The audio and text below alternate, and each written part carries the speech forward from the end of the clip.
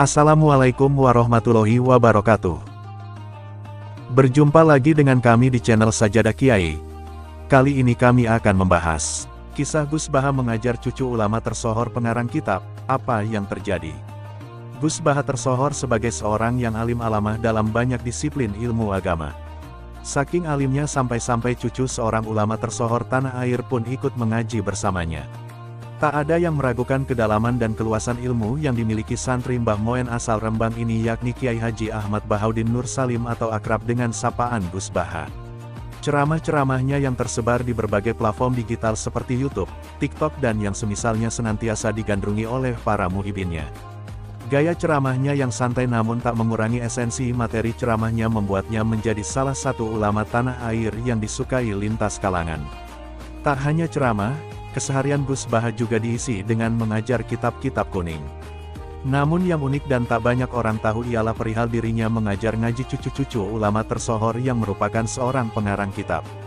Gus Baha menaruh harapan besar kepada cucu-cucu orang alim supaya mengikuti jejak leluhurnya, yakni menjadi orang yang alim. Saya tidak punya kepentingan apa-apa, ingin cucunya orang alim itu juga alim.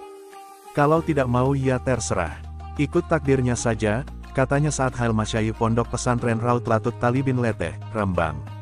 Gus Baha mengatakan jika dirinya suka membaca dan mengkaji kitab para ulama, termasuk ulama dari Indonesia seperti Kiai Haji Muhammad Hashim Asy'ari dan Kiai Haji Bisri Mustafa. Khusus karya Kiai Haji Hashim Asy'ari, Gus Baha memiliki rutinan ngaji sorogan bersama cucu-cucu Kiai Haji Hashim Asy'ari yang sudah berlangsung selama bertahun-tahun. Saya ini pengajar kitab Ahlus Sunnah wal Jamaah karyanya Kiai Haji Hashim Asy'ari, yang ngaji cucu-cucunya. Sistem ngajinya sorogan, sudah berlangsung bertahun-tahun. Jadi kulo, saya benar-benar mempertahankan akidah Ahlus Sunnah wal Jamaah, jelasnya. Baginya, cucu-cucu tokoh besar seperti Kiai Haji Bisri Mustafa dan Kiai Haji Hashim Asy'ari harus mau mengaji dan tidak terlena dengan kebesaran pendahulunya. Dalam pandangannya, ulama Jawa seperti Kiai Haji Bisri Mustafa dan Kiai Haji Hashim Asy'ari terbilang unik karena punya kemampuan seni mengelola kata dari bahasa Arab ke bahasa Jawa sehingga mudah dipahami. Dalam pandangannya, ulama Jawa seperti Kiai Haji Bisri Mustafa dan Kiai Haji Hashim Asy'ari terbilang unik karena punya kemampuan seni mengelola kata dari bahasa Arab ke bahasa Jawa sehingga mudah dipahami. Ia juga menyampaikan pesan tersebut ke cucu Kiai Bisri juga, biar setelah Kiai Bisri sukses membuat tafsir Al-Ibris, cucu-cucunya harus tahu, yang belum disempurnakan itu bagian apa. Jangan sampai sudah terlanjur dihormati orang karena cucu orang besar ternyata tidak mau belajar. Bagi saya dan orang banyak ini masalah, jelas Rais Syuriah PBNU ini. Gus Baha mengatakan, jika cucu-cucu dari Kiai Bisri ingin mempelajari kitab Al-Ibris bersamanya maka ia akan menunjukkan berbagai hal yang belum diketahui terkait kitab tafsir berbahasa Jawa tersebut.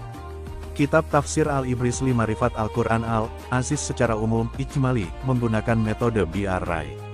Ditulis selama kurun 6 tahun antara 1954 sampai 1960.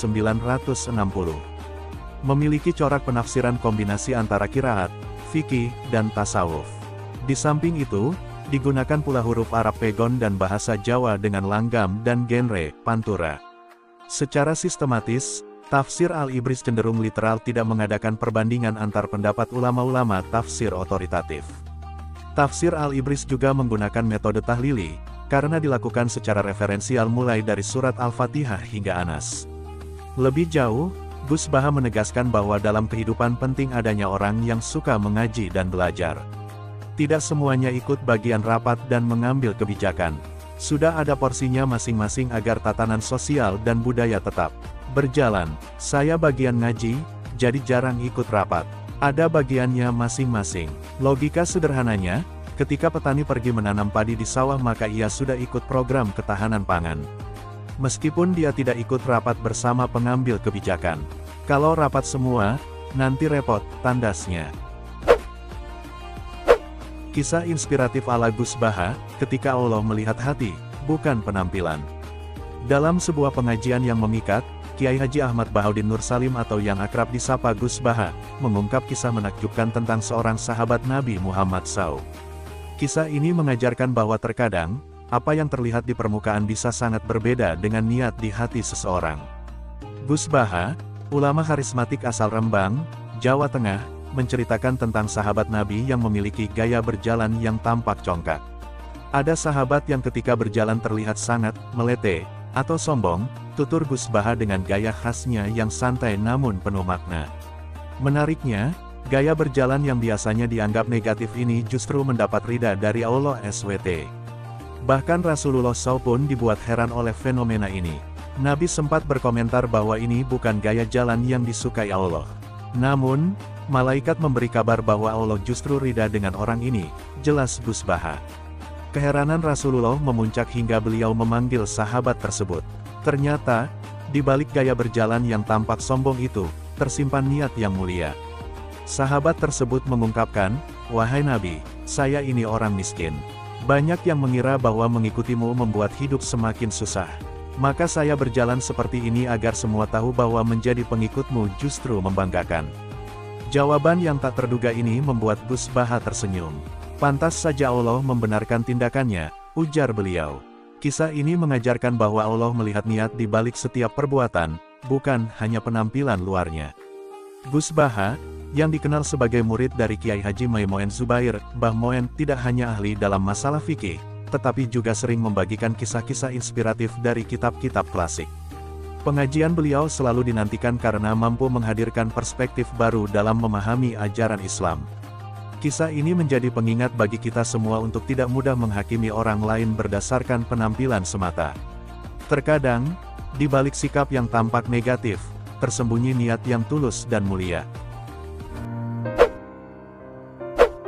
Terima kasih telah menonton video kami.